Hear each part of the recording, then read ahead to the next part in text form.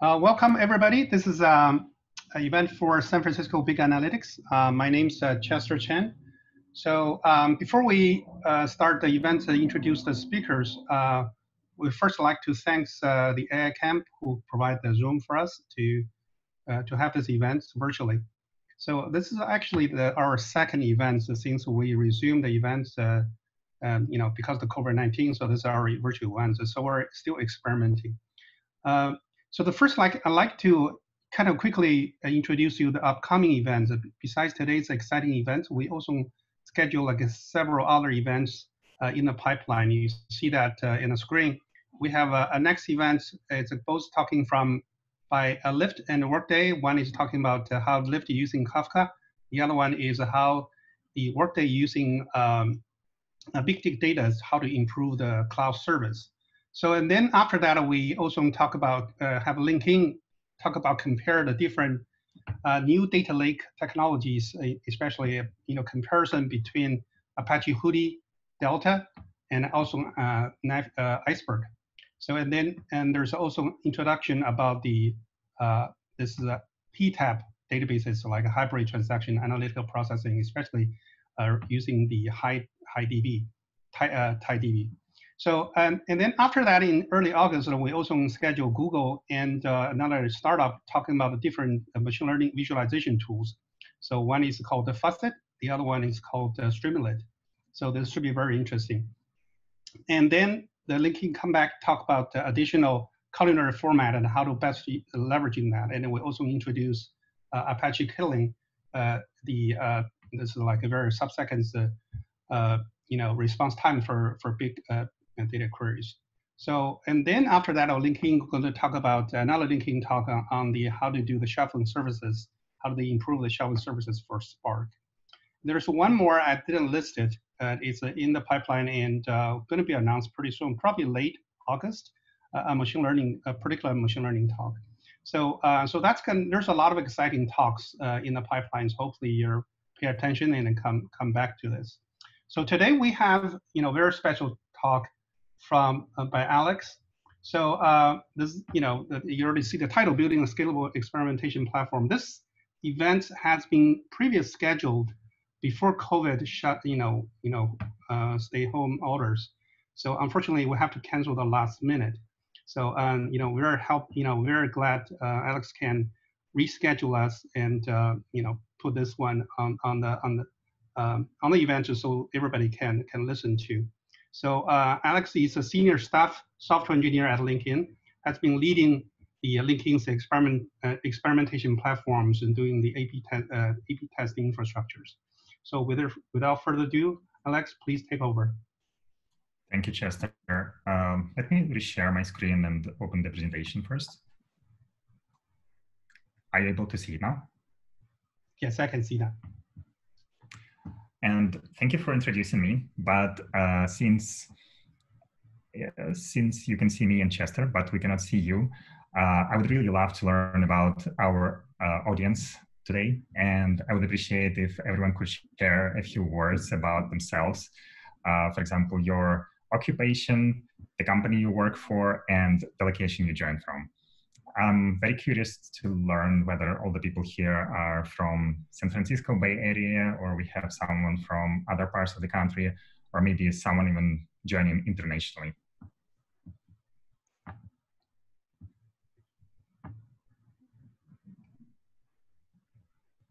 Please use your Zoom chat, it should be available.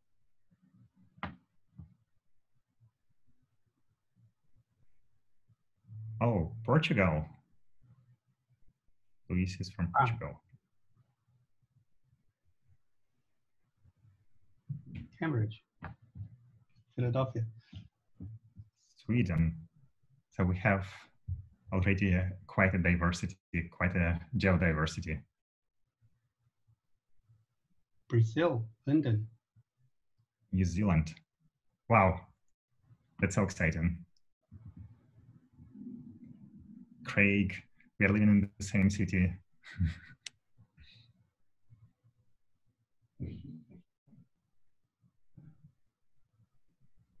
Yeah, many Bay Area companies as well, Seattle. Ohio, Columbus, Belarus. Wow. Thank you, Serge. Great. Thank you so much. And let's start with the presentation. So today, we are going to talk about building a scalable and distributed experimentation system. So I know that there's quite some material on A/B testing in the internet, but there's so much less material on what the experimentation infras look like end to end, and specifically there's even less information on the history of development of each of the infrastructures. So today we are going to talk about, here we go. Today we are going to talk about a history of development of three main pillars of the experimentation infrastructure at LinkedIn. So we'll talk about the online serving infrastructure, then we'll switch and talk about the offline or A/B report generation infrastructure, and then we'll talk about the TREX, which stands for targeting, ramping, and experimentation, and which is the name of our experimentation UI, which is the entry point for all things experimentation in the company. Sorry, Alex. Sorry to interrupt. And some audience asked you to turn off the caption, so I think that interferes. Is that possible?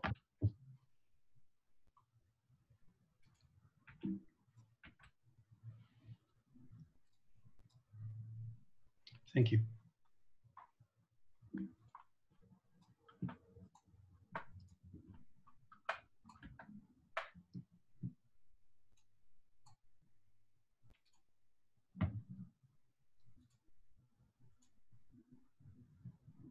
Can you see my screen again? Yes. Great. So this is the current state of the experimentation at LinkedIn.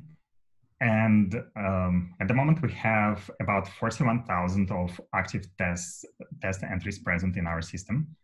We serve up to 1 million of network QPS, and we perform around 23 trillion of experimentation evaluations daily. So please do not mix those with network evaluations, because those are two slightly different things and different numbers. So before we begin to talk about the infra, let's discuss what A/B experimentation is. Maybe not everyone here knows about A/B testing or joined to listen for the information for the first time. Also, let's agree on some terms. So by experimentation this talk, we will understand A/B testing, which is a scientific method of measuring an impact of some innovation or some change on a certain population. So let's say we have a target population of an experiment or an A/B test. We apply a randomized splitting process to this population, and we split it into two groups. One of them is called the control group that does not undergo any influence. And the other one is called the treatment group, which actually undergoes the influence and experiences the effect of the change. Both treatment and control in this case are called the variants of the A/B test. And the general purpose of A/B testing is to measure the impact of treatment compared to control on some metric M. Usually it's measured as some average lived plus X%. Let's go back far in time. And in 2009, LinkedIn was a pretty small company, and a lot of things were being done ad hoc. So let's imagine an experimentation user, Alice, who wants to run an experiment, and she would have to do a lot of things manually. So she would have to run an email exchange to coordinate experiment launch with other test owners. She would have to modify service configs to put experiment definition manually and push them to production. And then she would have to run an R script computing A/B results manually, and then show the results to everyone else. This is what experiment setup process looked like. All the members were split into 1,000 different buckets. And the process of assigning a member to a bucket was using this formula. The assigned bucket ID was equal to member ID modulo 1,000. And each bucket was used exclusively for each A/B test. And then inside the A/B test, the buckets were subsplit into control and treatment group. But the problem with that was that it's not a scientific method at all, because the assignment is not randomized, and previous tests could impact the results of the new tests. And that actually resulted in invalid results. The other problem was with the experiment management system. I would say it was quite chaotic, and all the test information was stored in a source control, and there was no centralized place where you would find all the test definitions. And one test could be present even in multiple places in the code base, and that complicated debugging a lot. So in 2010, a few bright minds decided to not to put up with the situation and redesign and develop the experimentation infra from scratch. So they had to address the following problems. First of all, they would have to create the experimentation serving infrastructure that would be able to track test history, automatically deploy test definitions, execute tests in production, and then track and record some metrics. Then the question that we will answer in this presentation is how it's possible to scale with thousands of tests running in the platform at the same time. The second major problem was creating an A/B report generation system. And that means being able to measure, analyze, and show A/B results.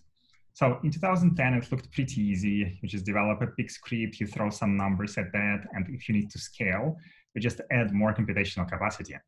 But by 2020, it's not easy anymore, and we'll discuss that in more details a bit later. The third problem was to create an experimentation UI so that all tests could be managed easily and people could stop coordinating via email, because emails work well when you have, let's say, 10 people or maybe 20 people in the company, but once your company grows to hundreds and thousands of employees, that's no longer efficient anymore. And creating a reporting dashboard was super important as well, so that people could see results in a single trustworthy place, and devs could see the same thing. Let's talk about the serving infrastructure. So as I said previously, it evaluates up to 23 experiment assignments per day. And by evaluating, we mean mapping a combination of a test name and member ID to some variant name. So here you could see what the devs came up with in 2010, and it already looks so much more structured.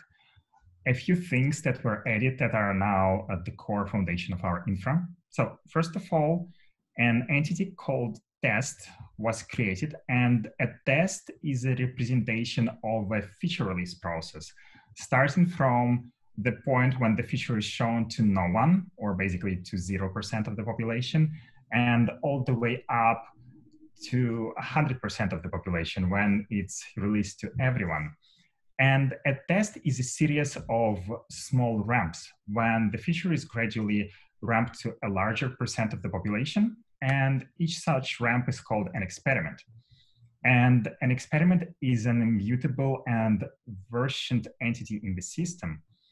And a series of experiments essentially constitutes a test history. And since they are mutable, the only way to modify a test state is just to add a new experiment.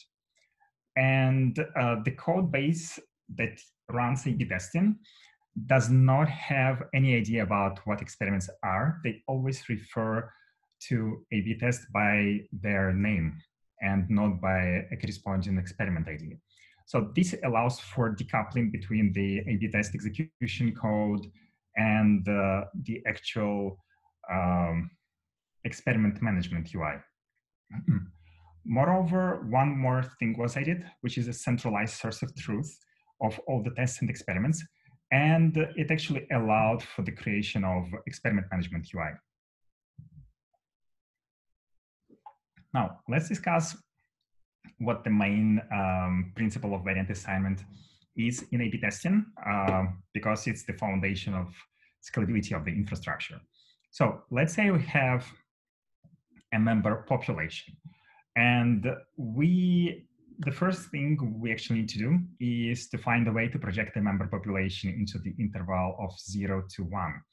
And let's say the green member here is projected into a point with coordinates 0.08.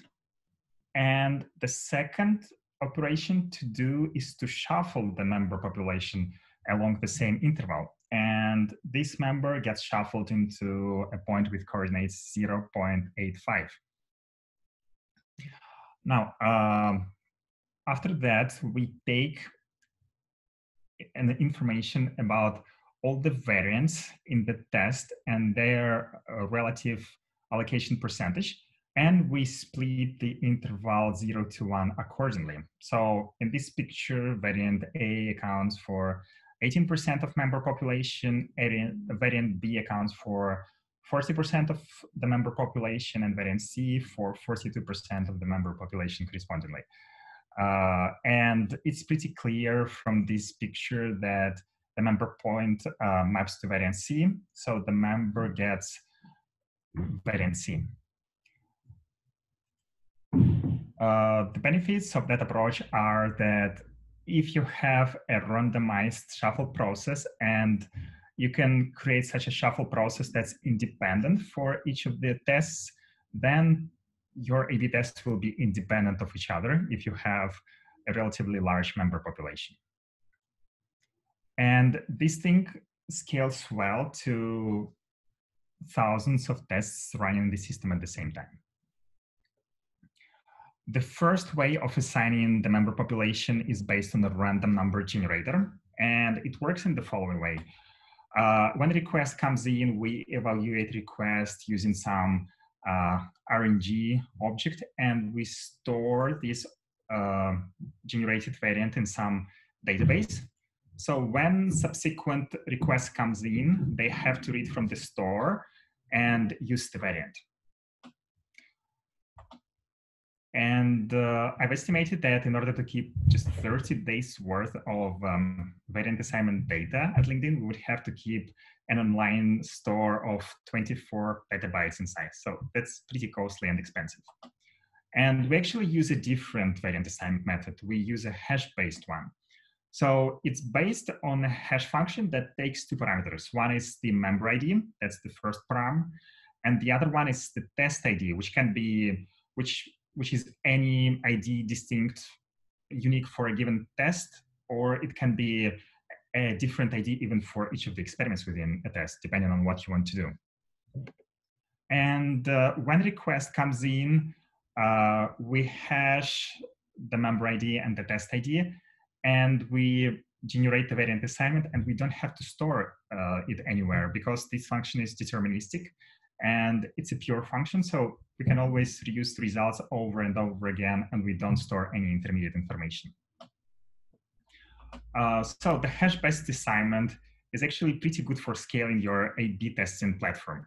First of all, it uses less disk storage. So we only use 200 GB of an online database to perform targeting functions when you need, for example, to only run experiment only on the US population or maybe on Belgium population. And that's around 120,000 times less than would have been required for the RNG method. And it also puts less disk pressure. So again, by doing back of the envelope estimations, I kind of received these numbers of having 325 times fewer reads down to with our online store and around 3,200 fewer writes being done to the store. But does it help solve all the scalability problems in the experimentation infra? Probably not, because 24 trillion evaluations per day is quite an impressive number, and it requires you to think about the infrastructure as well, and doing some other things to be able to handle the load. this is what the experimentation serving infra has looked like starting in 2010. Well, maybe with just a few minor changes. There's an experimentation management UI that manages the contents of the experimentation source of truth. And then we have an experimentation backend, which is a service distributed on, I think, somewhat 1,000 different nodes in our data centers. We also maintain a member attribute store, like I said, for targeting functions.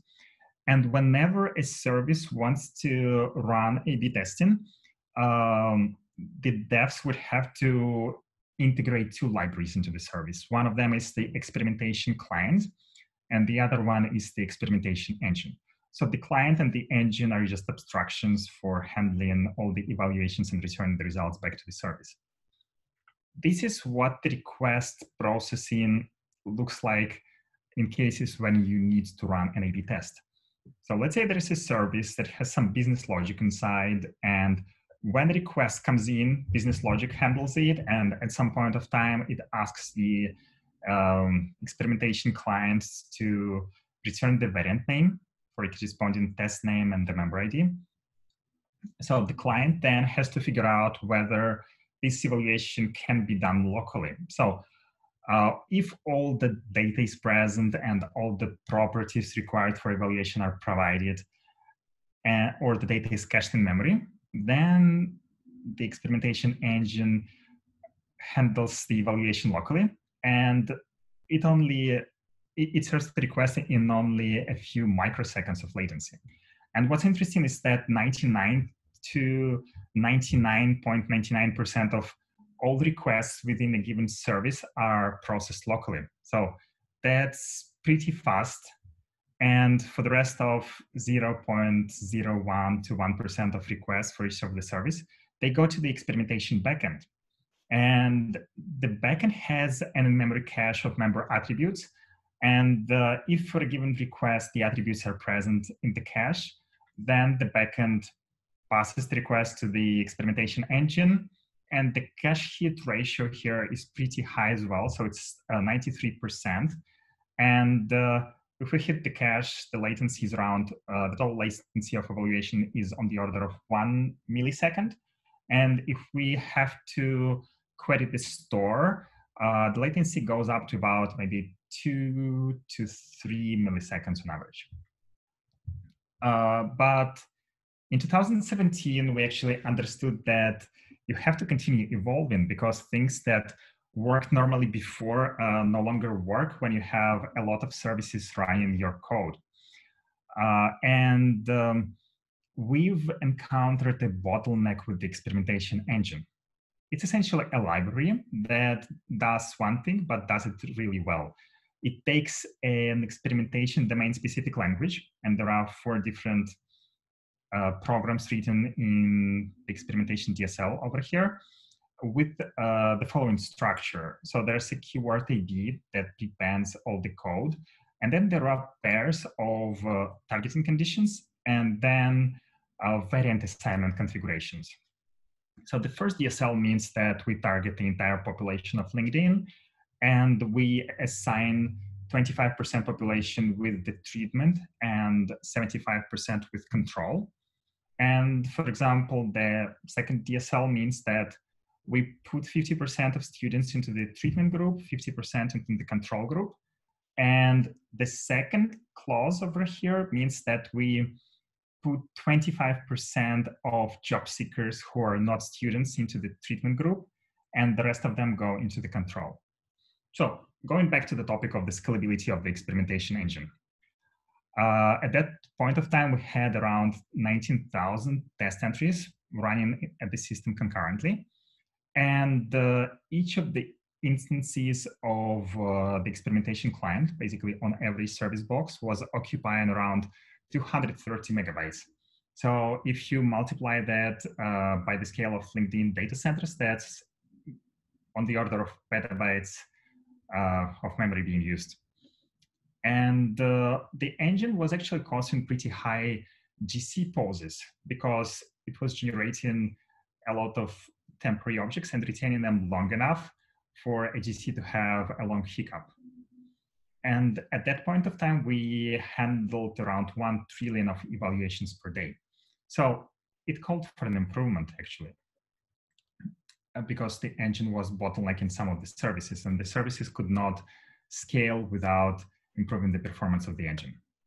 So in 2018, we released the new engine, and our original goals were having the same execution speed around 10 microseconds for evaluation, improved memory usage, and we did not put any goals because it's hard to predict how much of memory usage you can improve. And we did a number of things. So we stopped most of lazy evaluations in the engine. We stopped using reflection APIs, and we started using compile time generated code heavily. It was around 3 times faster than reflection. We started using packed in-memory structures for evaluation trees. So instead of storing child lists in an old object, we moved them to a single array that was shared for all the nodes per the tree. And it also improved the speed at around 3 times. And the most interesting thing we did was to create a test generator that was inferring test cases for the DSL by just looking at the structure of the current DSL programs in production. So as a result, we received 20 times faster sequential evaluation, around 15 times better concurrent evaluation speed, and we improved the memory usage about 10 times. And we also ran about 8 billion of tests to just prove the correctness of the DSL, because it's a program and it has so many different states. So we had to compare the old and new one versions of the engine. And we actually used a Hadoop cluster to perform so many evaluations. And that helped us to scale further, because by 2020, we've already had 25 times more evaluations than we had in 2017. Now, let's talk about the AB report generation infra. It actually processes around 20 trillion of records of input data per day. And we have 3 main data sources here. We have variant assignment data, we have metric data, and we also have member attributes that help us to understand the impact of experiments on specific parts of the population. And as I said before, AB report generation was super easy in 2019 when AB results were manually computed in R. But by 2012, we've had a pipeline working in Pig. And at that time, it seemed that you could just throw more computing power at Pig and it would just handle everything. But by 2020, we actually processed 400 times more data. And I've estimated that we run the pipelines around 99 times faster than in 2012. That's pretty amazing, right? And here's what our input data sizes look like. They are on the left. The assignment and metric data both experienced high growth. So 23 times, we processed 23 times more of the assignment data and 8.5 times of the metric data compared to 2014.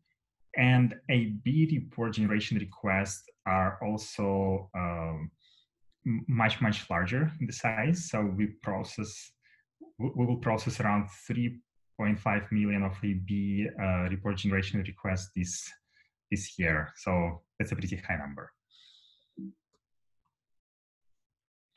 In 2014, as I said, we had a pipeline working with Pig, but we started realizing that Apache Pig has reached its scalability limit for our goals. And there were the following problems. So first of all,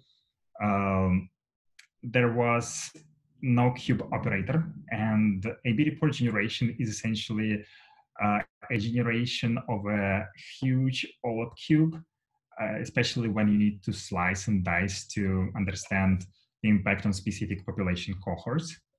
And it was prone to data skews. Some nodes would take 1 or 2 orders of magnitude more time to process the input than the rest of the nodes.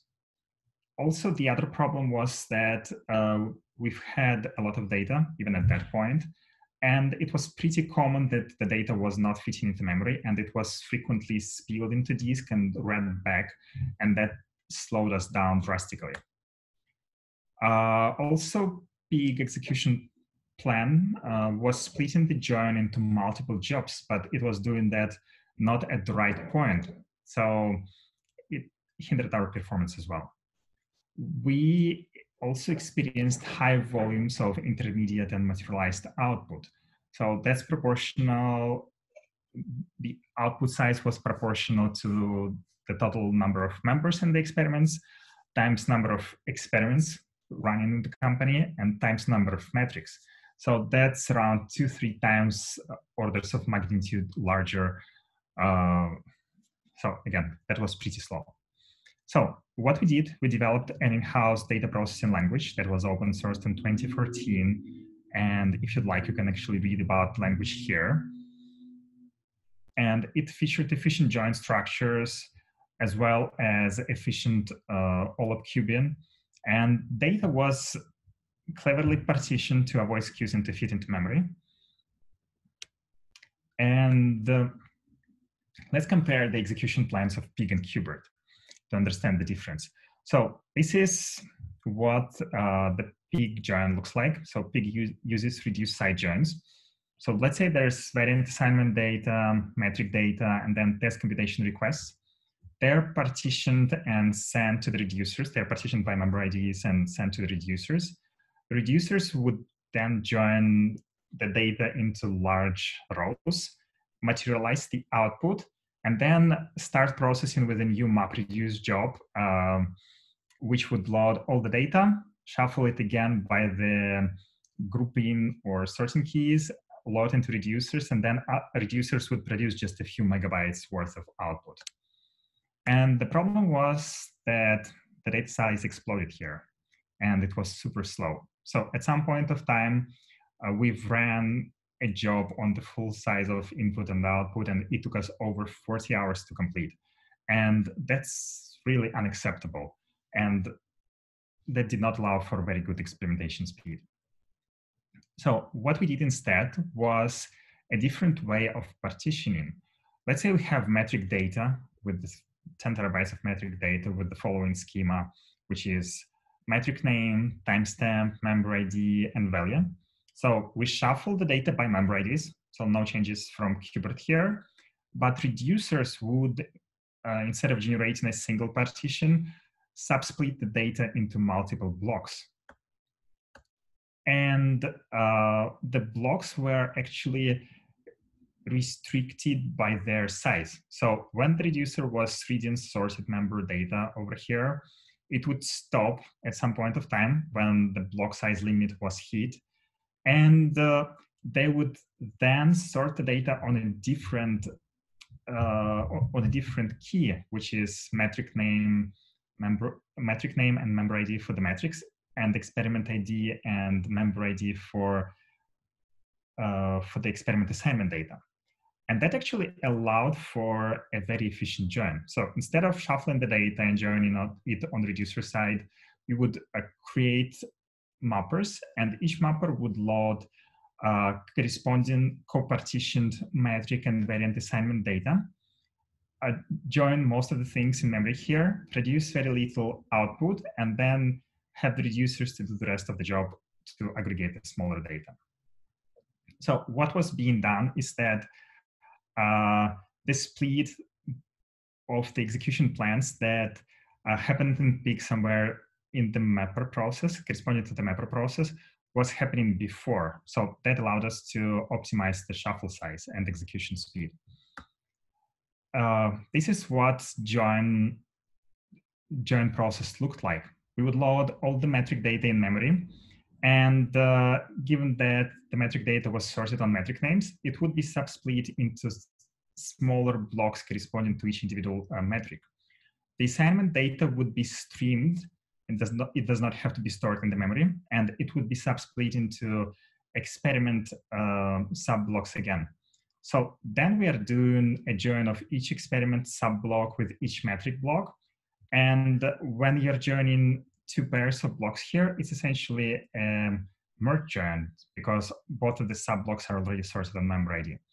So if you'd like, you can read more about this in the Cubert documentation link that was available earlier or will be on the reference page at the end of the presentation. But it helped us to speed up our computation somewhat 6 to 8 times. And that was a very good result. So our report generation latencies were back to normal of maybe 4 to 5 hours for some time. By 2016, we realized that performance of the pipelines is important, but when you have a lot of A/B report generation tasks, and you have to process different types of experiments, different types of metrics, the pipelines just become unmanageable. And there were a few problems with that as well. So first of all the pipelines were monolithic. And it meant that either you run the pipeline or you not. So if it breaks somewhere in the middle because of intermittent failures, then you have to restart it and wait until the full computation completes. And as you all may know, that Hadoop is sometimes fairly unstable. And what would mean essentially a single request timeout in an inline environment, or something that could be rebalanced when being served from a live service. In inline pipelines usually mean failure because there's no rebalancing of jobs. The other problem was that, as I said, they were hard to manage because they required manual restarts. And when you have a few dozens of pipelines, it starts taking a lot of time already. And every pipeline was processing the data from multiple data sources, and each of the data sources had different cadence of updates. So metric data could be updated 600 times a day because we have somewhat 600 different metric data sets. But the variant assignment data is only ETL'd and processed once per day. So essentially, we could not generate metric faster. We were bounded by the frequency of the variant assignment job. And it was actually pretty inefficient resource usage because if you upload data to a database, then you cannot continue using your Hadoop queue and you're underutilizing your resources. So what we came up with was splitting the job, such monolithic jobs into multiple jobs based on their resources being used and also on their frequency. And here you could see that instead of having one job that does it all, we have variant preprocessing job that runs daily. We have a computation job that can run as often as maybe 30 times or 50 times daily. And then we have a separate result uploading job that requires access to Pinot and MySQL databases. And that, as I said, we decoupled the stages, we decoupled the usage of different resources, and that helped us even with self-healing, because once you split the jobs, you can make them self-heal and restart every so often. In 2018, something remarkable happened. We've actually tried Apache Spark, and we found out that by simply switching our computational code over, we could save around 40% of computational efficiency without even forcing all of the improvements that we did in Cubert. And the efficiency here is measured in GB hours. Just for reference, this is the number of pipelines that we have at the moment. So we have around 180 different pipeline instances that process over 20 trillion rows per day. Most of them are trigger-based and split into multiple stages working independently.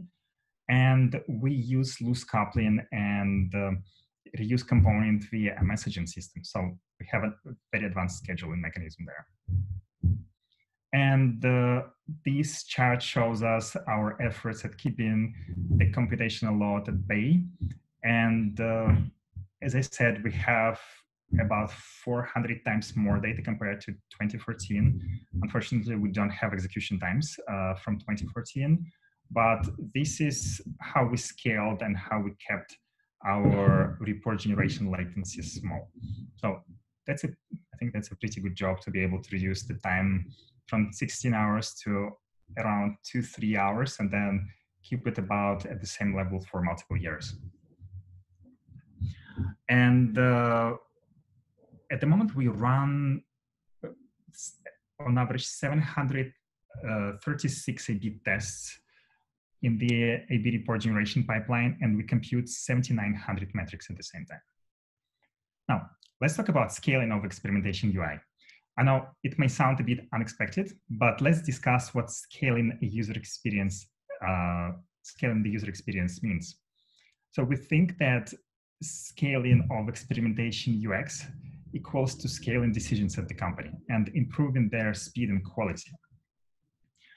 And there are 3 things you could do to scale the decisions, the decision making. First of all, pay more attention to collaboration because it gets more complex with the growing number of participants. And if you do not organize or structure the interactions between people, they will grow as big of n squared of the number of participants.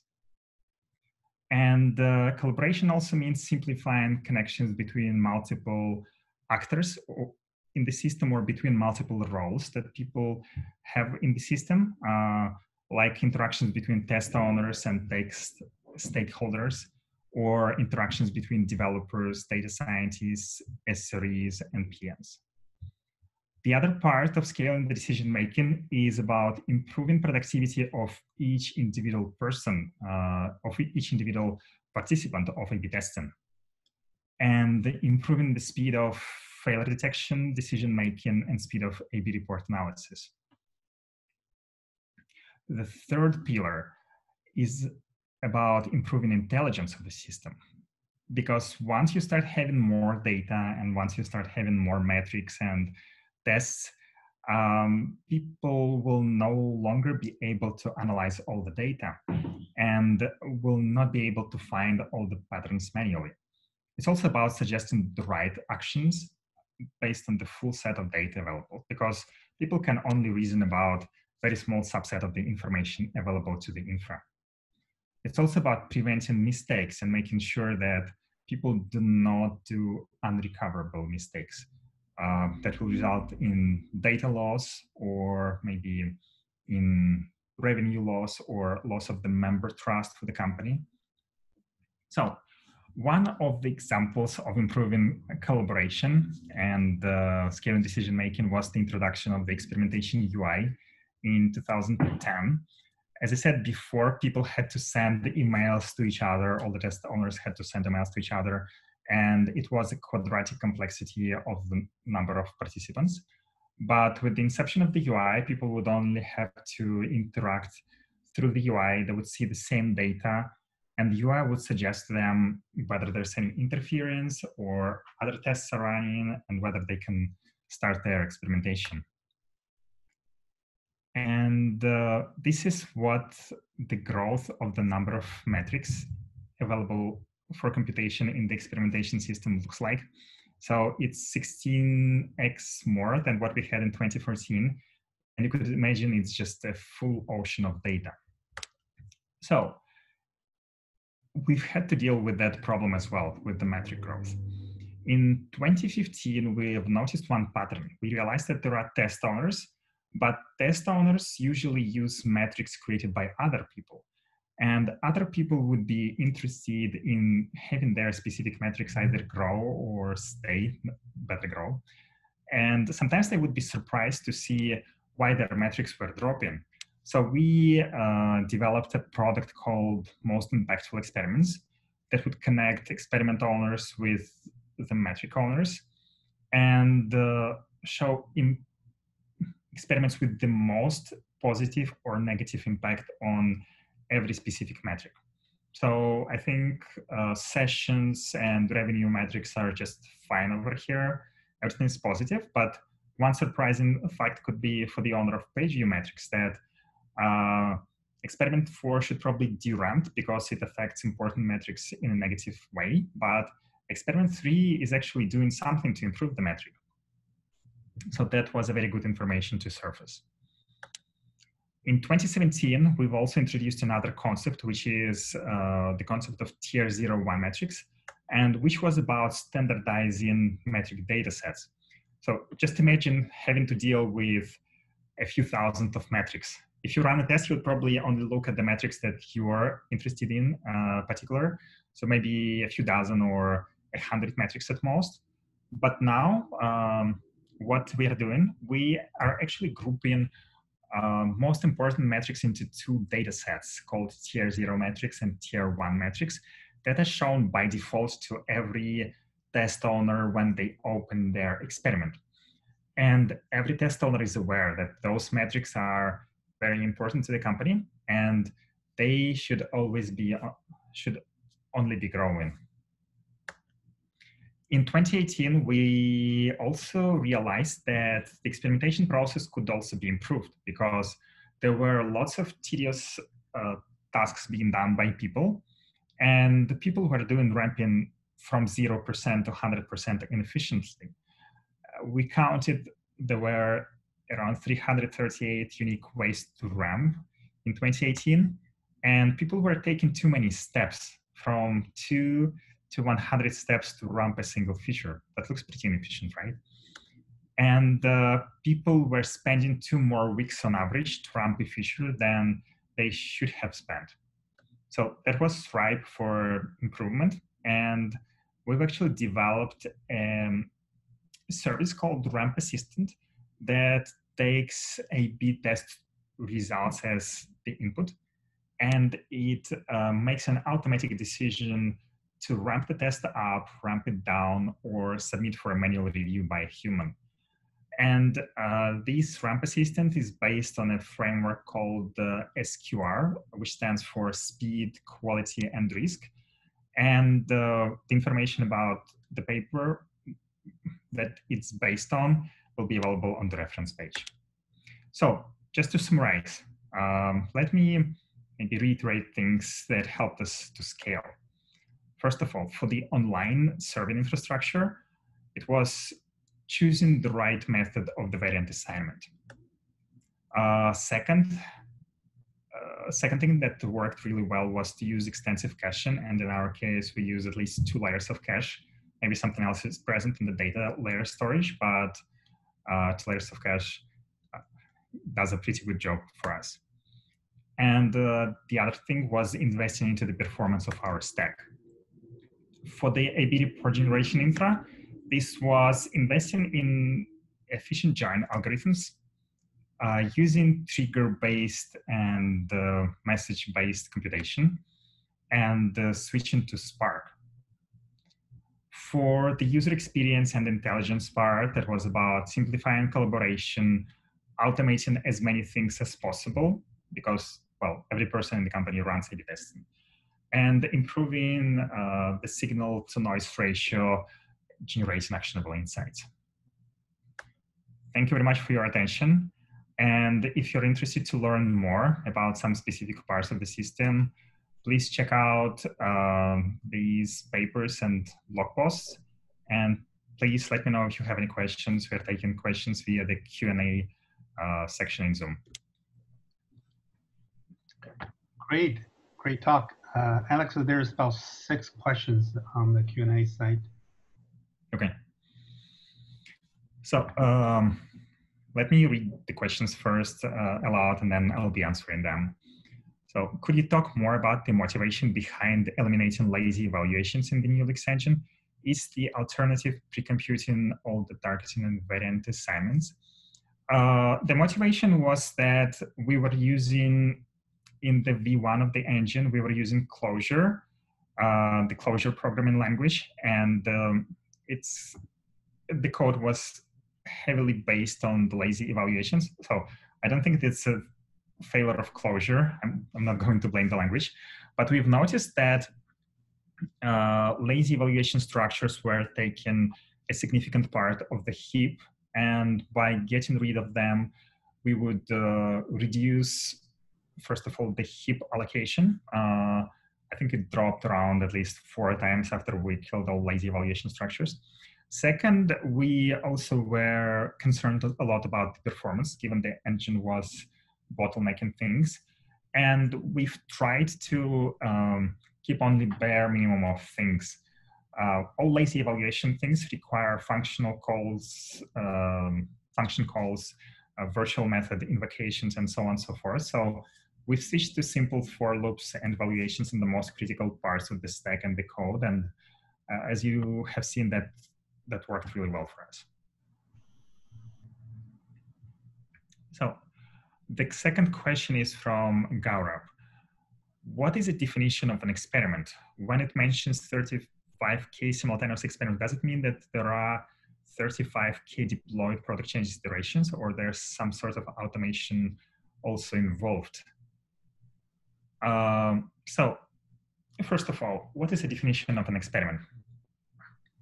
Like I said, an experiment is a particular ramp stage. So it has a fixed allocation of population to an experiment. So fixed percentage allocated to each of the variants. So like 50% of population allocated to the treatment, 50% allocated to the control.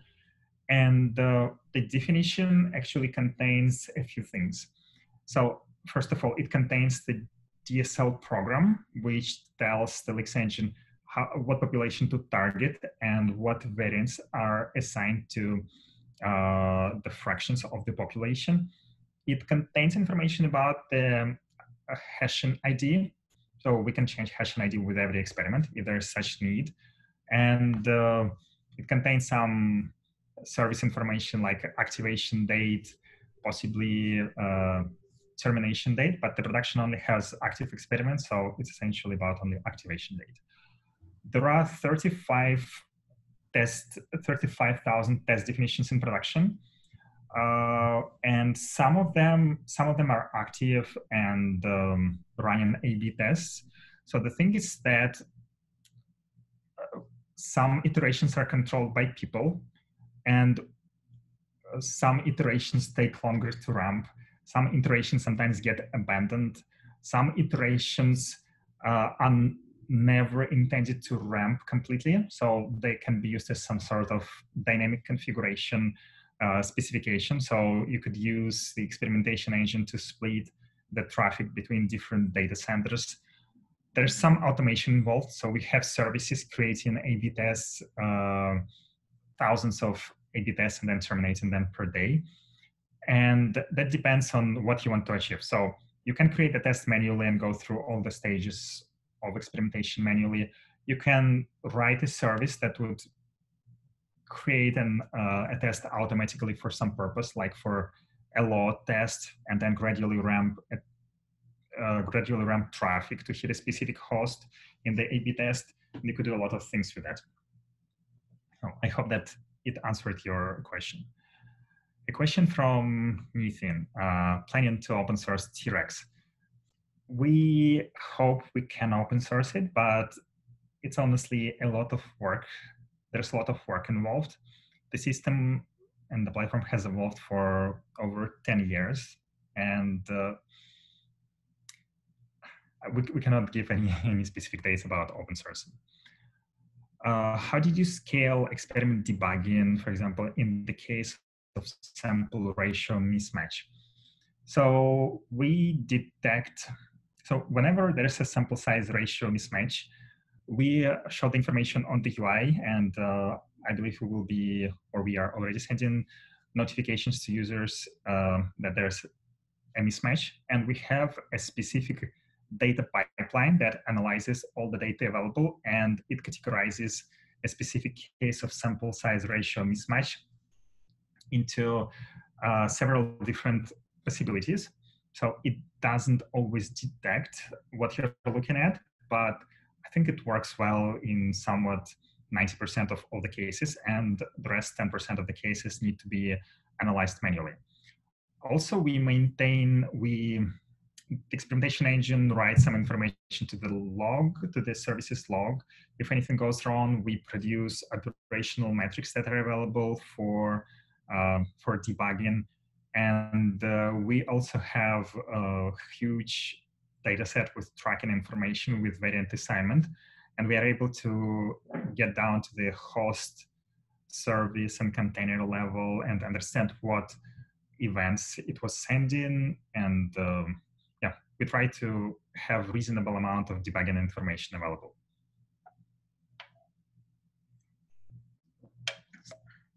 How do you determine which metrics are relevant for an experiment, given that there are thousands of metrics to choose from? So the first and foremost, we have tier 0 and tier 1 metrics.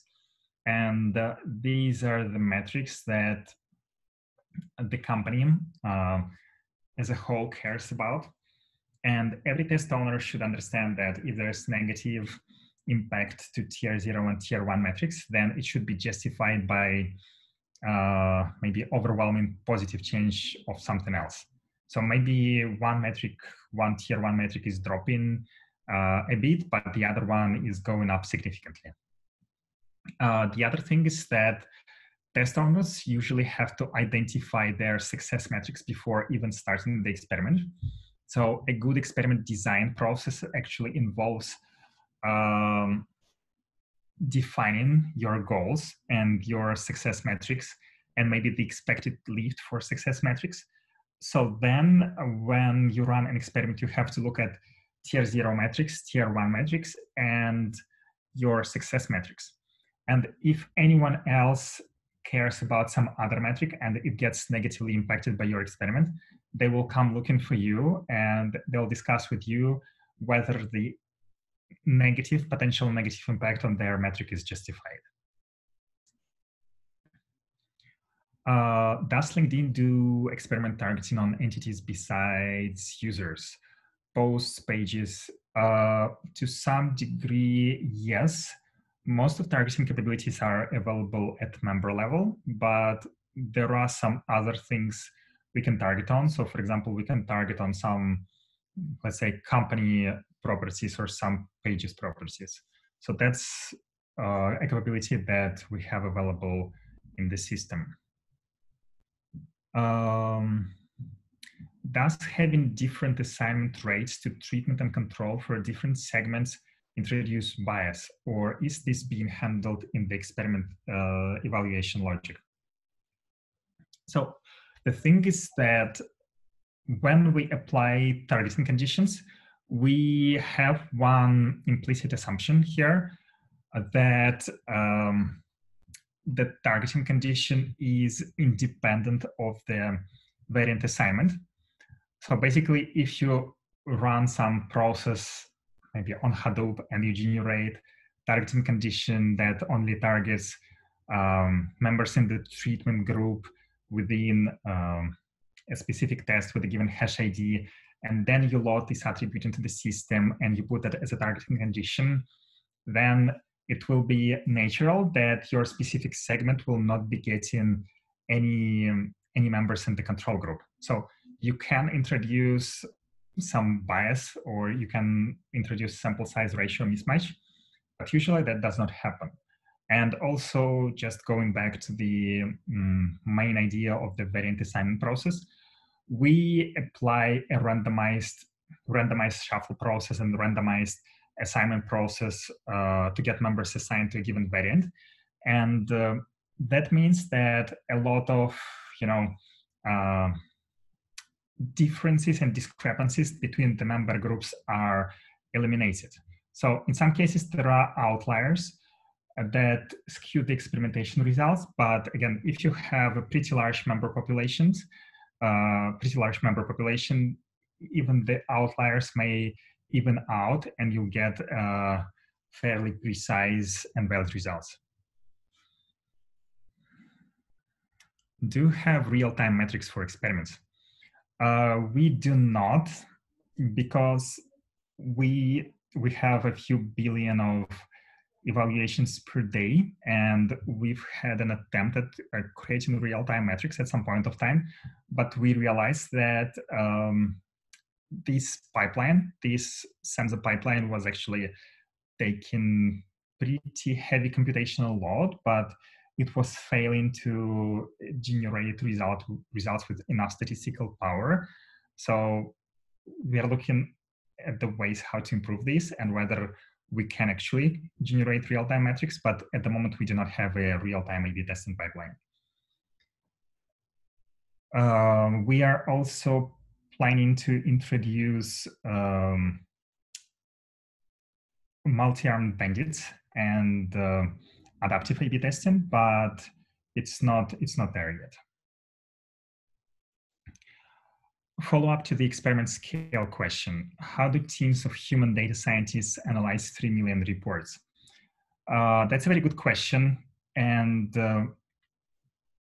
as I said, some of the interactions happen via tier 0, tier 1 metrics. They are always being analyzed success metrics and most impactful metrics. However, some of the metrics are being used only locally, let's say within a given test or within a given experiment. And at the moment, we generate all the metrics for all the experiments, but we are planning on cutting down the load and generating only what will be used and what people want to see or what people have defined as their success metrics or importance metrics. We will stop generating some metrics that are not frequently used. Also, if someone still wants to create an A/B report readout with some of the metrics that were previously unused, they can run A/B report generation on demand and get an ad hoc A/B dashboard. I think that's all the questions, right? Okay, great. Actually, in the chat, there are 2 questions I asked on behalf of somebody else. Maybe you can just take a quick look at to see.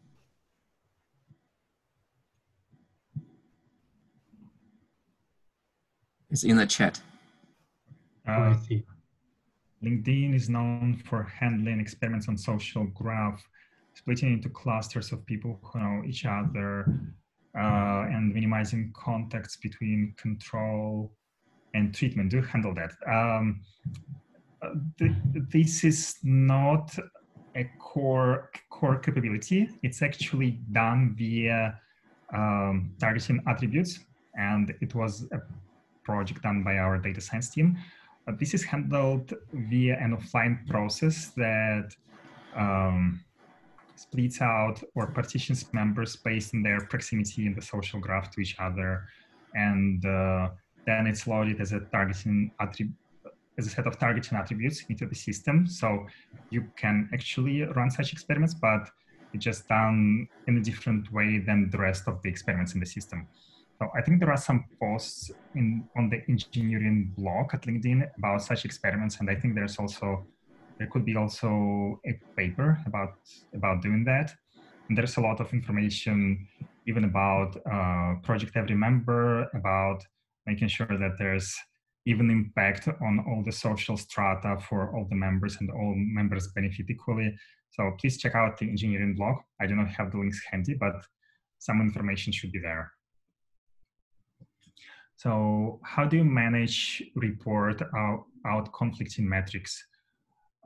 Experiments A to E help increasing metric M, while experiments F to K might decrease it. So this is what most impactful experiments functionality is for. So again, usually metric owners are the people who care about the metric, because if no one cares about the metric, maybe it should just be removed from the system. Experiment owners may be unaware that there's some underlying story going with their metric, and they may be unaware that there are some experiments that may be helping the metric to grow, but some other experiments may be pushing it down. So it's it's metric owners' responsibility to go and figure out what goes wrong and understand whether the experiments that push the metric down are justifiable. I think you had one more question on the Q&A side. I hope that's the last one. One thing I'm also curious about is the logging of the user exposures to the various experiments. specifically with the Lixis local check-in house login handling. Is there some local caching to reduce network traffic? So we do, by the way, there will be an engineering blog about that, and it will talk about such thing in greater detail. Please connect with me on LinkedIn. I'll be advertising such links. We log variant assignment. So we do not store variant assignment for subsequent evaluations, but we log them for A/B report generation to improve precision of the cases. And we only retrieve the variant assignment in some jobs. Variant assignments are logged via Kafka, and there's a limit. There's a limit until which you can actually send events to Kafka, because after that the cost to serve becomes too high. So let's say if there's less than 1 billion events generated by service in a given experiment per day, or maybe less than 5 billion, just some random sorry, some random number, then you can log it to Kafka. If your events go to 100 billions per day in the count, then we are actually asking the teams to stop reducing events to Kafka and switch to what we call targeted experiment computation. So instead of using the log tracking events, we stop we stop emitting Kafka events for a given experiment. And instead of we use page view data for a given day. So we take all the IDs from all the users who had a page view during the day, and then we replay the variant assignment process on that. So one more amazing thing about the hash-based assignment process is that it's replayable. So you can take some data and then you can run the assignment post factum. And then we just take this post factum generated data, push it into our pipeline, and then we have somewhat a number of million of IDs pushed into the A/B generation pipeline, and we use such IDs. So that works really well for experiments that really target all the users who visit the site at any given day or are very close to doing that. If your experiment really triggers fewer members, then at some point of time, it may benefit to switch to Kafka login to know precisely who has triggered a given experiment and use this knowledge directly. I hope that answered your question. I think that's all our questions. This is a great talk. Oh, somebody just posted another one. Oh yeah, the slides, he's asking whether slides are available or not. Hi, James. There will actually be a blog post coming out. Let me actually switch to the first slide. There will be a blog post coming out, and there will be also an article about things that I've spoken here about, but at greater detail. So please connect with me at LinkedIn, or just follow my account. I'll be posting some links about A/B testing at LinkedIn periodically. Yeah, also the recording will be available after the talk, and I'll share on the San Francisco Big Analytics YouTube channel, so I'll be posted there. I'll also post on the meetup page as well after I got it. Okay, great. Thank you so much, Alex. This is a great, wonderful talk, and I haven't had this kind of a talk for several years, and this is the first time I see the talks on the infrastructure for experimental platform. So thank you so much. Yeah. Okay, thank you, everybody. Thank you very much. Thank you, everybody, for attending the talk. I really appreciate that. Yeah, so thanks, Bill from the AI Camp for helping us set this up. Thank you, everyone, for attending. I'll see you next time. Okay, bye-bye. Bye-bye.